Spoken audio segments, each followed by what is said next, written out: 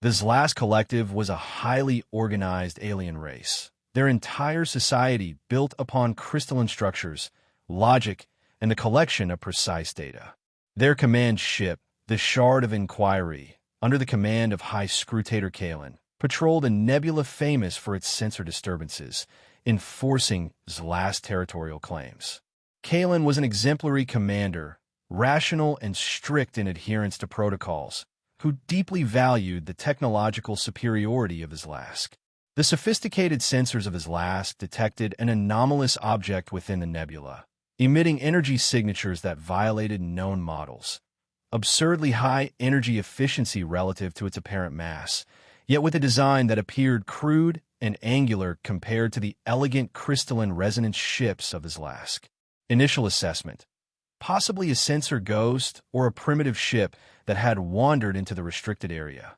Multiple advanced sensor sweeps, gravimetric, quantum foam, confirmed the object was real, metallic in construction, multi-angled, and bearing the insignia of the Terran Confederacy.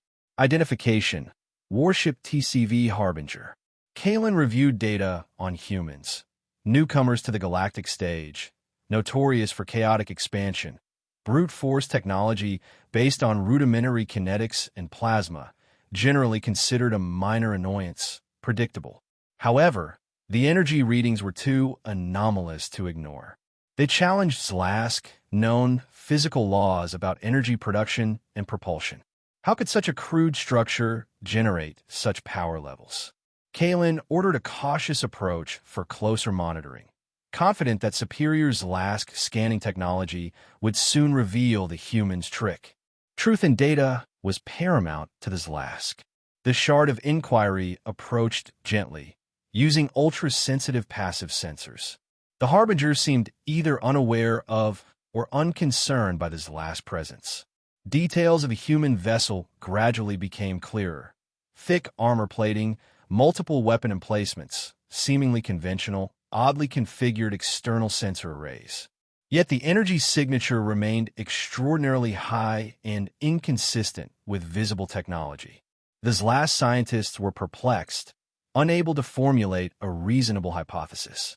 Believing the humans could not detect their sophisticated scanning technology, Kalen authorized a single active scan with a narrow beam, low-intensity probe designed to be virtually undetectable. The purpose was to collect internal structural data. The moment the scan beam touched the Harbinger's hull, alarms screamed across the Zlask command bridge. The human ship had instantly detected the scan, but instead of standard evasive actions or warnings, the Harbinger emitted a complex, multi-layered energy field that enveloped itself.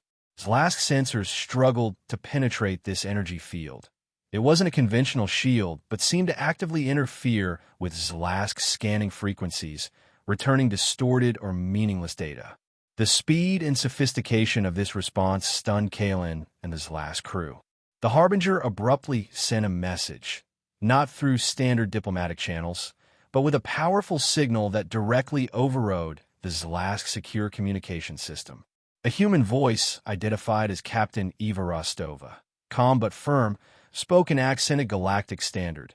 Zlask vessel Shard of Inquiry, you are interfering with Terran Confederacy operations. Please maintain standard observational distance or clarify your intentions. Active scans are considered hostile actions.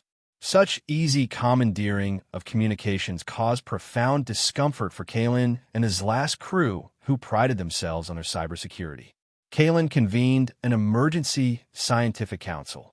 Hypotheses were presented: unknown shielding technology, advanced ECM, electronic countermeasures, or perhaps stolen technology that humans didn't fully understand.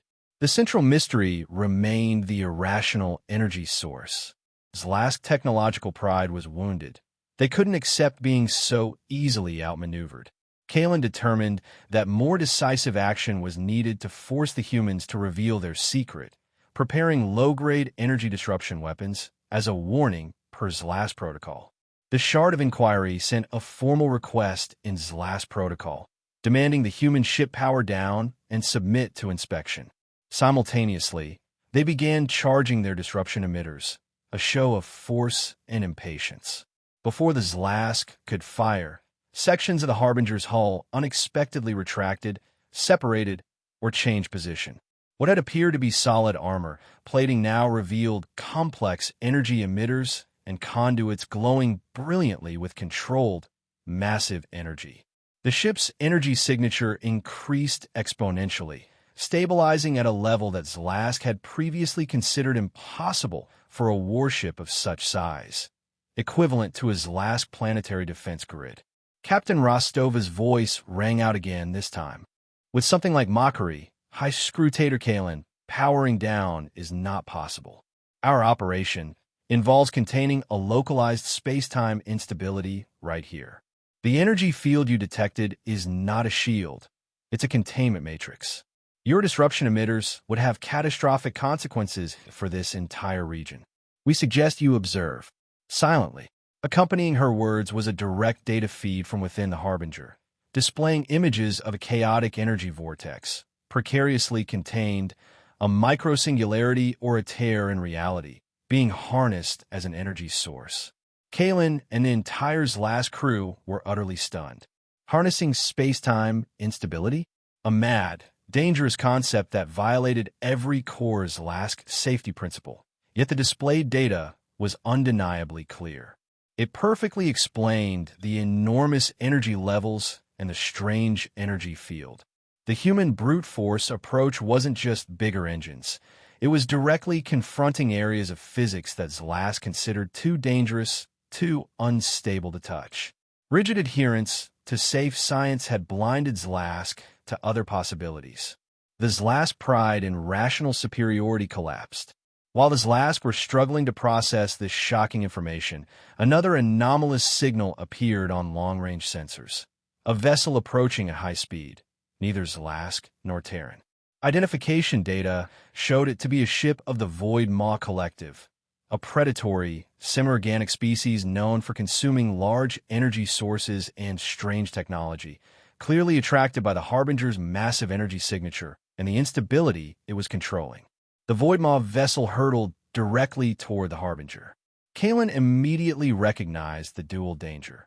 If the Void Maw attacked and breached the human containment field, a space-time disaster would ensue, potentially destroying both ships and causing severe instability throughout the nebula. Standard's last protocol required retreat from unpredictable and dangerous threats like the Void Maw.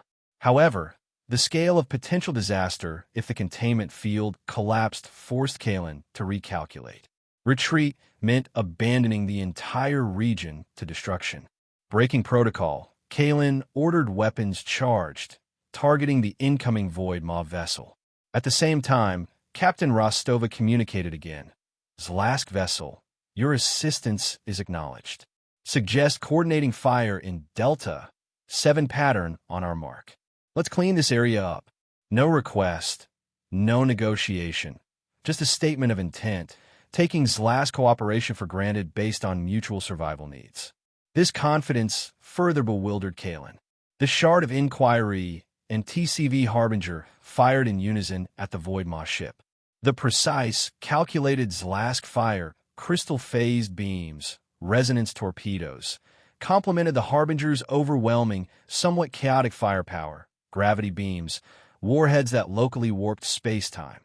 Weapons Kalen had never seen before, clearly developed from their dangerous energy source. The reluctant but effective coordination quickly neutralized or destroyed the Void Maw vessel. With the immediate threat eliminated, an awkward silence descended between the two potentially adversarial ships. Kalen, still shocked, but following protocol, sent a formal message acknowledging the Terran vessel's actions and requesting data sharing on the Void Maw. Rostova replied curtly, almost dismissively, "Just another Tuesday, High Scrutator. We'll continue maintaining the containment field until stabilization. Suggest you report the Void Maw incursion to your superiors." The Harbinger made no further communication, focusing entirely on controlling its internal energy source. The Shard of Inquiry retreated to a safe distance, as implicitly requested. Kalen sat silently on the command bridge, reviewing all sensor data, combat logs, and the incredible audacity of humans to dare harness something so unstable. They had broken physical rules that Zlask had never even considered bending. Their so-called brute force was actually another form of sophistication, a willingness to accept extreme risk for extreme reward or necessity. Kalen began drafting a report to the Zlask Supreme Scrutiny Council. The conclusion was clear and alarming. Terran capabilities have been dangerously underestimated. Their approach to physics was reckless but terrifyingly effective. Future interactions would require a complete shift in Zlask perception and strategy. Kalen looked at the image of the Harbinger on the screen, no longer seeing a crude object, but a vessel housing terrible power managed by a species equally terrifying and unpredictable. The Zlask had not been ready, and Kalen suspected neither was the rest of the galaxy. A final thought lingered. What else were humans capable of? The silence on the Zlask command bridge was palpable as the crew processed what they had witnessed. Chief Science Officer Telric, whose crystalline appendages still trembled slightly from the stress of the encounter, approached Kalen's command dais. "High Scrutator, I have completed preliminary analysis of the data feed from the human vessel," Telric said, his voice modulated to project calm despite the obvious disturbance in his resonance pattern. "If I may speak freely." Kalen gestured permission with a formal wave of his upper appendage. "The collective's advancement depends on truth, however uncomfortable. The humans are not simply containing a space-time anomaly," Telric said, lowering his voice. "They are farming it. The data suggests they have developed techniques to not merely harness the energy, but to cultivate the instability itself, encouraging it to produce specific energy wavelengths. It's methodology that violates 17 fundamental safety theories established since the Dawn Convergence." Kalen's sensory crystals flickered in dismay. "Explain the implications." "Our entire understanding of human technological development must be reconsidered," Telric said. "We believe them to be at phase 3 of galactic emergence, crude starfarers stumbling into advanced physics. This evidence suggests they may have taken an entirely different evolutionary path, skipping conventional steps altogether. They've embraced chaos theory as a technological foundation." On the main view screen, the Harbinger maintained its position, energy fields pulsing in patterns that Zlask sensors now recognized as containment algorithms, each pulse precisely calculated to counter the writhing forces within. What had initially appeared as random fluctuations now revealed themselves as an intricate dance of energy and counter-energy. "Their captain mentioned another Tuesday," Kalen mused, "a human time reference suggesting regular occurrence. This is not an experimental vessel. This is established technology." Second Scrutator Valis, responsible for tactical operations, joined the conversation. "High Scrutator, our historical records indicate no previous encounters with human vessels of this capability. Either they have concealed this technology until now, or this is merely one of many advancements we have failed to detect." Kalen completed the thought. "The implications for territorial security are severe." The bridge communications system chimed, indicating an incoming transmission. Kalen authorized reception with a touch to his console. Captain Rostova's face appeared on the screen, her human features arranged in what the Zlask database identified as a polite but reserved expression. "High Scrutator, our containment field has stabilized to acceptable parameters. We appreciate your discretion during our operation. Be advised that we will be accelerating from this location in approximately 20 minutes. For safety reasons, we recommend maintaining a minimum distance of 3 light minutes." Before Kalen could formulate a response that balanced protocol with the numerous questions burning through his logical centers, Rostova continued. "I understand this encounter may have been educational.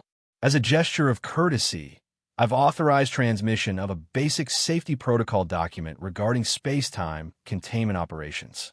It's extremely rudimentary, but contains sufficient warning markers to prevent accidental interference should your people encounter similar operations in the future." The casual offering of such information, Information that would be classified at the highest levels within Zlast society stunned Kalen in a momentary silence. The human was treating technological secrets that could reshape galactic power balances as mere safety bulletins. Captain Rostova, Kalen finally responded, carefully modulating his voice crystals to maintain dignity. The Zlast collective acknowledges your courtesy. May I inquire how long the Terran Confederacy has possessed this technology? Rostova's expression shifted slightly. What the database suggested might be amusement. That's an interesting question with a complicated answer. High Scrutator. Let's just say that necessity has always been the mother of invention for humans. The void doesn't give us much choice but to adapt quickly. The vague non-answer carried implications that disturbed Kalen deeply. Human historical records available to the Zlast showed their species had only achieved spaceflight approximately 3 centuries ago, barely a moment in galactic terms. If they had advanced to harnessing space-time anomalies in such a short period, I would be remiss in my duties if I did not inquire about the safety implications of your methodology, Kalen said. Our science suggests such manipulations risk cascading failures across light years. Your science isn't wrong, Rostova replied, her tone growing more serious. Early attempts were less successful. We lost colonies. That tends to focus research priorities. She paused, then added the technology you're seeing is 5th-generation containment. Each field has 17 redundancy layers and automatic emergency translation protocols to shift catastrophic failures into uninhabited space. The casual mention of lost colonies and the implication that humans had continued development despite such catastrophes violated every principle of his last approach to technological advancement. Safety variables were always the primary calculation. The loss of even a single Zlask life would halt a research path for generations of review. Telric, monitoring the data transfer, suddenly emitted a high-pitched harmonic of alarm. High Scrutator, the safety protocol document contains references to similar containment procedures for 12 distinct classes of space-time anomalies, including several we have never theoretically modeled. On the screen, Rostova seemed to notice the Zlask scientist's reaction. We've cataloged quite a few interesting phenomena in our explorations, some more stubborn than others. Her expression softened slightly. If it helps you understand, High Scrutator, we don't seek out these dangers. But when faced with extinction-level threats, humans tend to get creative rather than conservative. The implied criticism of Zlask methodical caution was clear, but Kalen found himself unable to formulate a satisfactory defense. The results spoke for themselves. The humans were controlling forces that Zlask science had deemed uncontrollable. Your transmission mentions translation protocols, Kalen noted. You possess technology to relocate space-time instabilities? Rostova hesitated for the first time. That information exceeds what I'm authorized to share, even as a courtesy.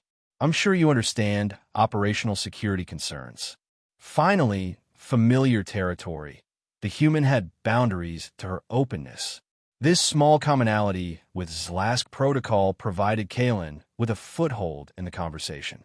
Of course, Captain. The collective respects information sovereignty. He paused, then added, May I inquire about the purpose of your current operation in this sector? This nebula falls within designated Zlask monitoring regions. Scientific survey, primarily, Rostova replied smoothly. This particular nebula contains unusual quantum fluctuation patterns that make it ideal for calibrating our containment systems. We notified the Galactic Coordination Bureau of our presence 3 standard weeks ago. The mention of the Bureau, a largely ceremonial interspecies information exchange that the Zlast participated in but considered inefficient, was technically correct procedure, but the Zlask rarely monitored its notices, considering them irrelevant to their superior intelligence gathering. I see, Kalen said, making a note to review Bureau communications more carefully in the future. And the Voidmaw incursion? Not unexpected, Rostova said with a slight shrug, a human gesture of dismissal. They're attracted to energy signatures like ours. We've encountered them 17 times in similar operations. Usually, we have escort vessels to handle security, but our schedule for this nebulous survey was accelerated. Your assistance was fortunate. The casual mention of multiple encounters with one of the most feared predatory species in the quadrant, spoken as if discussing routine maintenance, further unbalanced Kalen's assessment framework. The Zlask avoided Void Maw territory entirely, considering engagement too unpredictable. We will be accelerating shortly, Rostova reminded him. Our next survey point is approximately 7 light-years rimward. For transparency, I've included those coordinates in our data package. We would appreciate avoiding further misunderstandings. Telric, still analyzing the incoming data, suddenly straightened his posture in his last equivalent of shock. High Scrutator, the coordinates indicate the humans intend to visit 7 additional points within our territorial monitoring zone. Kalen faced a decision point that Zlask protocol had never anticipated. Traditional response would be a formal protest, followed by escalation to the collective hierarchy. Yet such an approach now seemed not merely ineffective, but potentially dangerous given the humans' demonstrated capabilities. Captain Rostova, Kalen said carefully, while we appreciate your transparency, such extensive operations within Zlask monitoring zones would traditionally require formal diplomatic clearance through central protocols. Rostova's expression remained neutral. We understand your concern, High Scrutator. However, given the nature of our work and its importance to regional stability, we operate under Section 12 of the Galactic Coordination Statutes, Critical Scientific Research Exemption. Again, all documented with the Bureau. She paused, then added, of course, if the Zlask wished to assign an observer vessel to monitor our activities at a safe distance, we would have no objection. The offer was simultaneously conciliatory and challenging, acknowledging Zlask authority while making it clear the humans had no intention of altering their plans. Such an arrangement might be beneficial, Kalen replied, already calculating which vessel in the sector could be reassigned. I will communicate with my superiors regarding an appropriate observer protocol. Excellent, Rostova said with what appeared to be genuine approval. Cooperation always leads to better outcomes than conflict, in my experience. If you're assigning an observer, I recommend a vessel with enhanced radiation shielding. These surveys can get energetic. The warning, delivered almost as an afterthought, underscored the casual human approach to forces this last considered existentially threatening. Captain, before you depart, Kalen said, seizing a final opportunity, I must ask, why does the Terran Confederacy pursue such high-risk methodologies when more conventional approaches exist?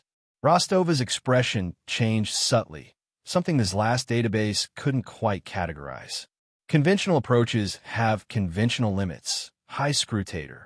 The galaxy doesn't always give us the luxury of playing it safe.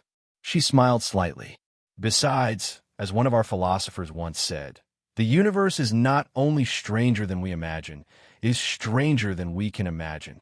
We've simply chosen to embrace that strangeness rather than avoid it. With that, she nodded respectfully. We'll be accelerating in 5 minutes. Harbinger out. The transmission ended, leaving the last command bridge in silence once more. Orders, High Scrutator? Valis asked quietly. Kalen stared at the screen where the human's face had been, feeling the foundations of Zlask certainty shift beneath him. Send a priority communication to the Supreme Scrutiny Council, he finally said. Classification, existential paradigm shift. Subject, reassessment of human technological capabilities and strategic implications. He paused, then added, and contact the science vessel Crystalline Resolution. They are to prepare for immediate reassignment as observer to the human vessel. And the formal protest regarding territorial intrusion? Valis asked, following standard protocol. Kalen considered for a moment, then made a decision that would mark the beginning of a new era in Zlask approach to interspecies relations. No protest, he said firmly. Instead, authorize a formal request for technical exchange discussions at the diplomatic level. Specify interest in joint research on space-time anomaly containment methodologies. The shock among his command crew was palpable, resonating through their crystalline communications network. High Scrutator, Telric ventured cautiously. Such a request violates collective doctrine on technological development pathways. The Supreme Council will question your reasoning. Then they will receive my reasoning, Kalen replied. The doctrine was established when we believed ourselves to be at the forefront of galactic science. Evidence now indicates otherwise. He gestured toward the view screen, where the Harbinger was beginning to pulse with pre-acceleration energy patterns. We can maintain our methodological purity and fall behind, or we can learn from those who have chosen different paths. As he watched the human vessel begin its departure sequence, Kalen added quietly, "The Zlask have always prided themselves on logical adaptation to reality. It would be illogical to ignore the reality before us simply because it contradicts our expectations." The Harbinger's containment field pulsed brilliantly, creating ripples in the nebula gases that Zlask sensors recorded as breaking 17 different theoretical constraints. Then, with a final flash that momentarily overwhelmed even the advanced Zlask visual filters, the human ship accelerated away, leaving behind only data and questions. "Set course to maintain observational distance," Kalen ordered, "and prepare a comprehensive analysis of all human technological indicators we have previously categorized as anomalous. It seems we have been missing patterns of great significance." As the shard of inquiry adjusted its position, Kalen found himself reflecting on Captain Rostov's casual reference to just another Tuesday, a routine operation for the humans that had fundamentally altered the Zlask understanding of their place in the galactic order. The humans weren't ready to submit to Zlask scrutiny, but perhaps more importantly, the Zlask hadn't been ready for what the humans had become. The real question now was whether the Zlask could adapt quickly enough to a galaxy where beings like humans existed, creatures that looked at the fundamental laws of physics, not as barriers to be respected, but as challenges to be overcome. For the first time in his long career, Kalen felt something that Zlask rarely acknowledged: uncertainty about the future. And strangely, beneath that uncertainty, a crystalline resonance that his species might have identified, had they possessed the vocabulary for it, as excitement.